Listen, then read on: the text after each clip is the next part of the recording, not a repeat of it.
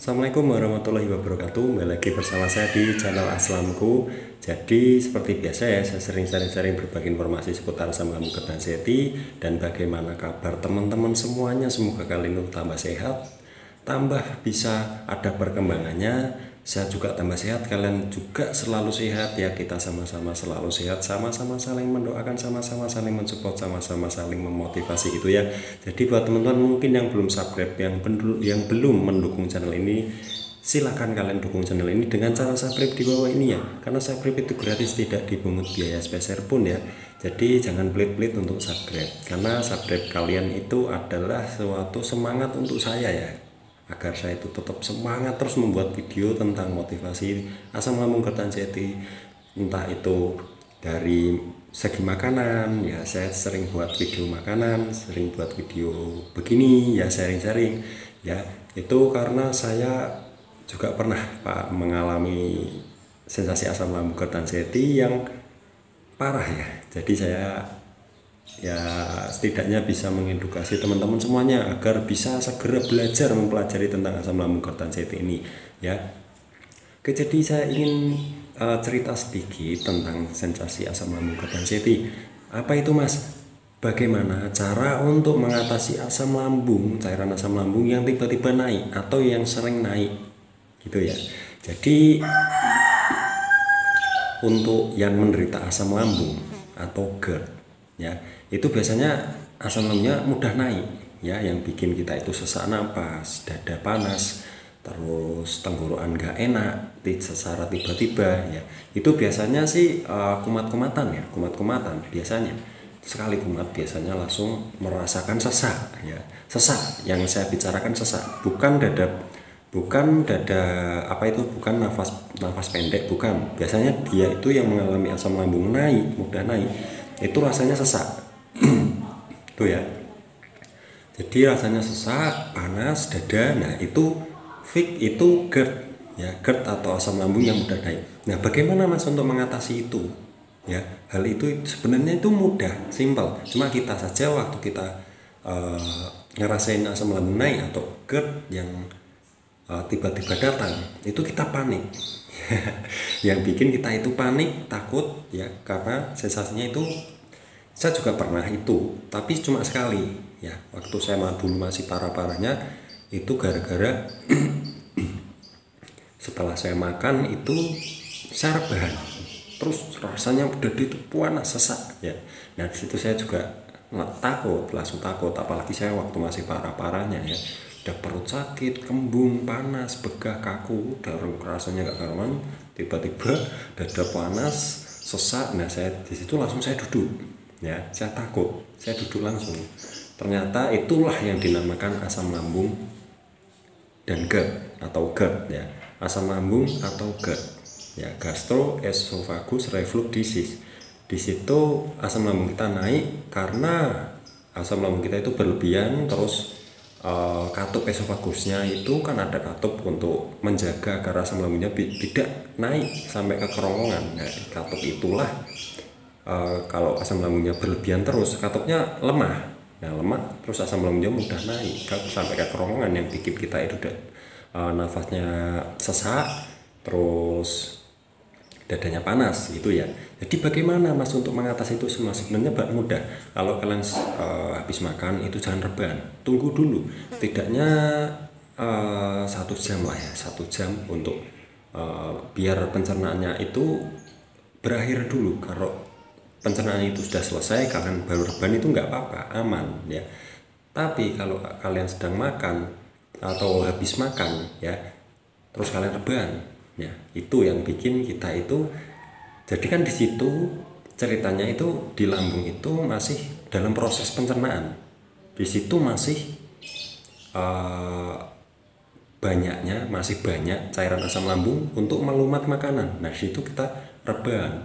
Nah, di situ otot esofagusnya terdorong ya, dan akhirnya cairan asam lambungnya itu keluar karena kita rebahan. Posisinya rebahan gini, bukan berdiri gini.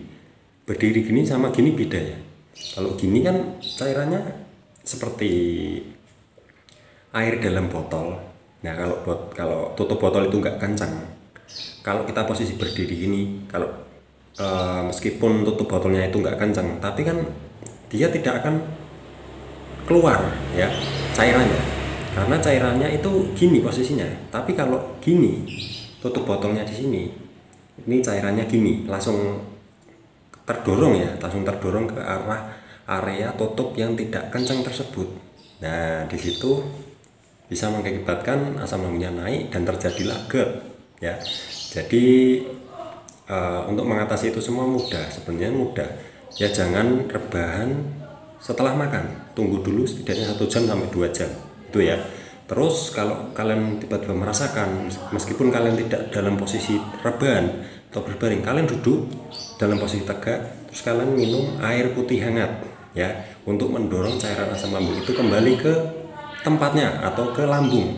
Jadi tempatnya cairan asam lambung itu di lambung, karena yang lambung itu diciptakan khusus untuk cairan asam lambung, karena cairan asam lambung itu sifatnya korosif. Jadi lambung itu dindingnya udah ada lapisan untuk menampung cairan yang bersifat korosif tersebut yang dinamakan cairan asam lambung gitu ya. Jadi untuk asam lambung naik itu sebenarnya mudah ya, itu tadi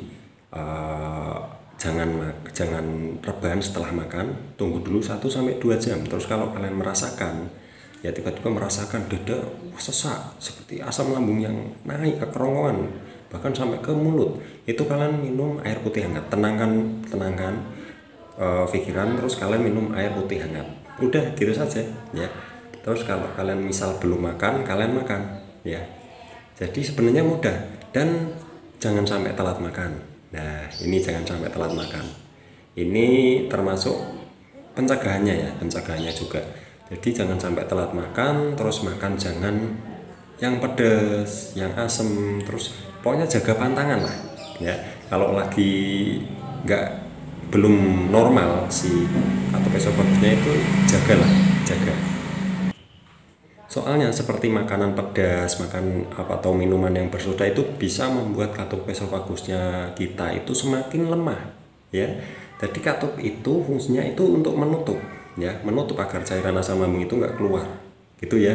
Itu yang dinamakan asam lambung naik atau GERD ya. Jadi intinya asam lambung yang naik sampai ke kerongkongan diakibatkan katopesofagusnya yang lemah gitu ya.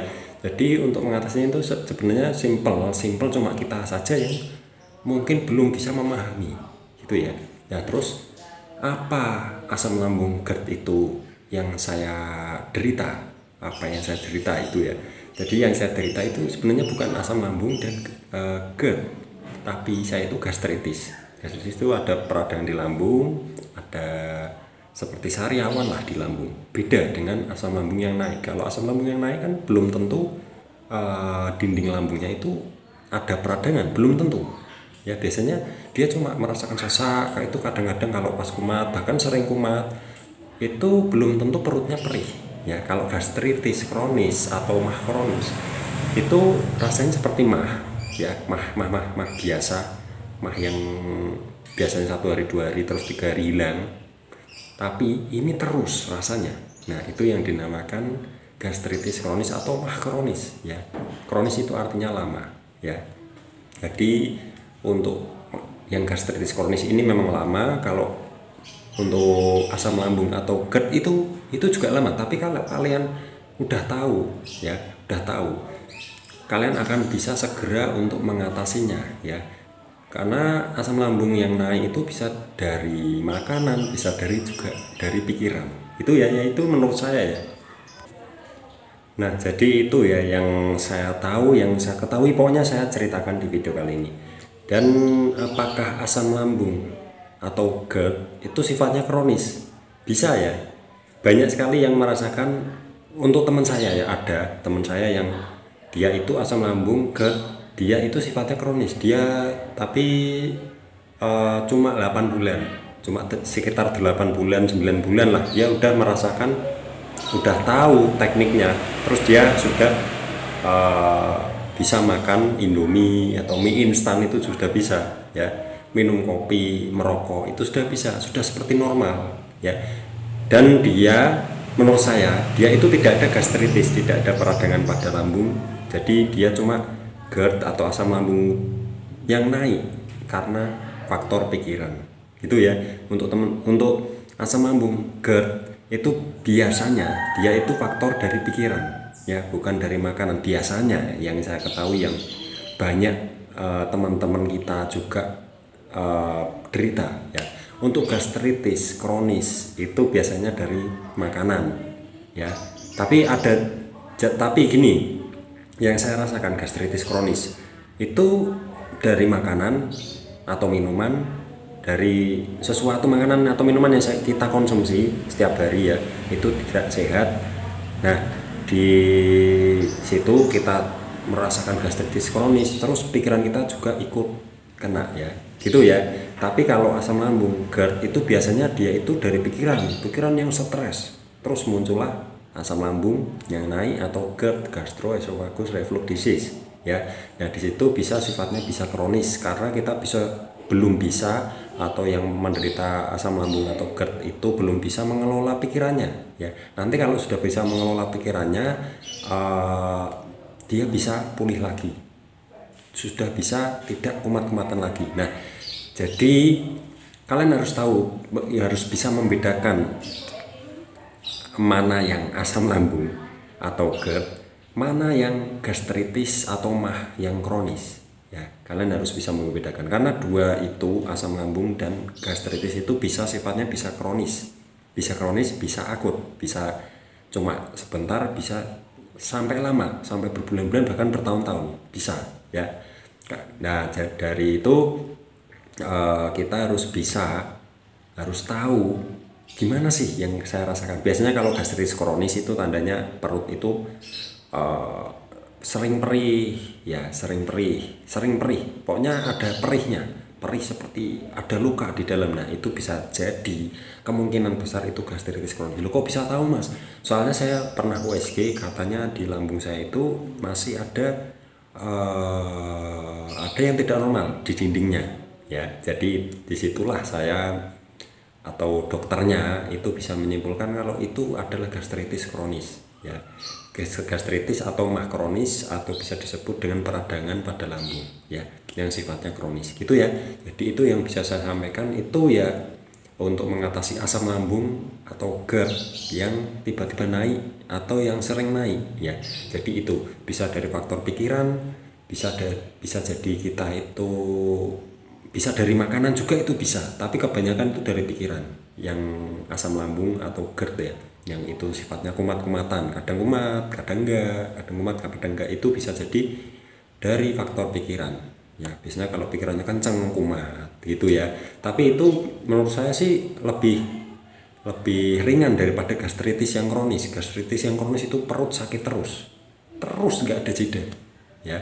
Terus belum sensasi yang lainnya, itu sensasinya itu terus semua, ya, nonstop semua, nggak ada yang kumat nanti sembuh, itu biasanya yang sifatnya asam lambung atau GERD, biasanya begitu, ya, yang saya ketahui. Oke, jadi itu saja. Jadi itu, ya, untuk mengatasinya itu ada tadi saya bicarakan masalah makan, harus hati-hati, jangan pedas, asam, kecut. Terus yang digoreng dulu, yang digoreng itu tergantung, ya, ada yang bermasalah, ada yang tidak, ada yang cocok, ada yang tidak, ya. Oke, jadi itu saja yang mau saya sampaikan, semoga bermanfaat buat teman-teman semuanya. Yang belum subscribe atau yang belum mendukung channel ini, silahkan subscribe atau dukung channel ini dengan cara subscribe. Klik subscribe cuma 1 kali, karena subscribe itu gratis, tidak dipungut biaya sepeserpun. Semoga video dari Aslamku ini selalu bisa buat manfaat untuk teman-teman semuanya, bisa bermanfaat buat teman-teman semuanya, bisa menjadikan, setidaknya bisa meringankan beban pikiran kalian, bisa menghilang atau meringankan rasa cemas kalian, bisa menemani kalian lah setidaknya. Saya ngomong di video ini atau di video-video sebelumnya, ya. Jadi mohon maaf kalau ada kesalahan, ya, mungkin di video-video saya ada yang salah, itu mohon dikoreksi dengan dikritik, di komen dengan cara yang baik, gitu ya, dengan sopan, ya, karena saya butuh kritik juga, saya butuh saran juga, tapi dengan cara yang sopan, gitu ya. Oke, jadi gitu saja. Terima kasih. Kita lanjut di video selanjutnya, mengingat durasinya semakin panjang. Terima kasih. Wassalamualaikum warahmatullahi wabarakatuh.